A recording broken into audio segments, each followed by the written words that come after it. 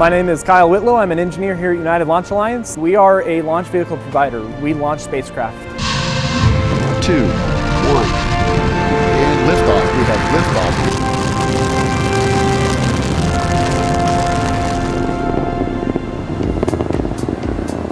Additive manufacturing has an infinite number of applications and an extremely large potential that can be used here at ULA. We've really only touched the tip of the iceberg. This is the Fortis 900 MC. It's a fused deposition modeling machine.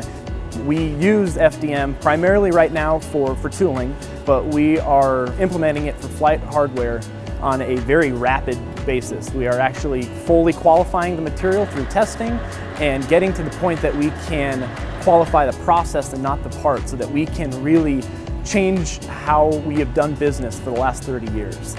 One great example is this ECS duct right here. It provides air conditioning to the hot avionics, electronics equipment on the pad. It is flight hardware, but it's just along for the ride. This is our 5-meter Atlas V vehicle. The ECS duct that you just saw actually slips around the entire circumference of our 5-meter payload fairing. It separates with our payload fairing once the booster phase of flight is complete, and there are 16 components of the additive manufactured assembly that slip around the circumference of the payload fairing. In the traditional manufacturing method, there's over 140. This makes installation and assembly significantly easier. My name is Andrea Casillas. I'm a parts, materials, and process engineer at the United Launch Alliance.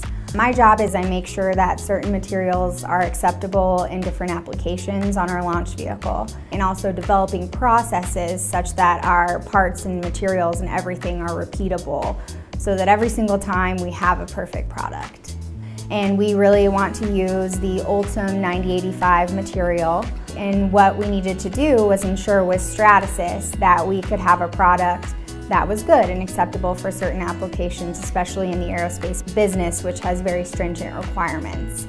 So what we did was we worked very closely with Stratasys, and they basically helped us to determine certain quality standards. And what they're doing is making sure that the product is, number one, acceptable for use, has the appropriate properties acceptable for flight application, and they're making sure that every single filament that we get, it's traceable all the way back to the raw material, which is a pellet. Additive manufacturing adds a whole different facet to the design process. What you can do is basically build really complex geometries, and we can reduce our weight, which is really important in the disposable launch vehicle business.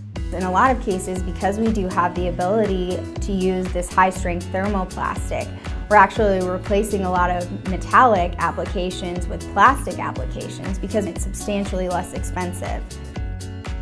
Innovations through additive manufacturing are really pushing ULA to be leaner, more cost-effective, more efficient, and enabling us to implement new innovative technologies into our design process and into our actual flight structures in a way that hasn't been done in the past.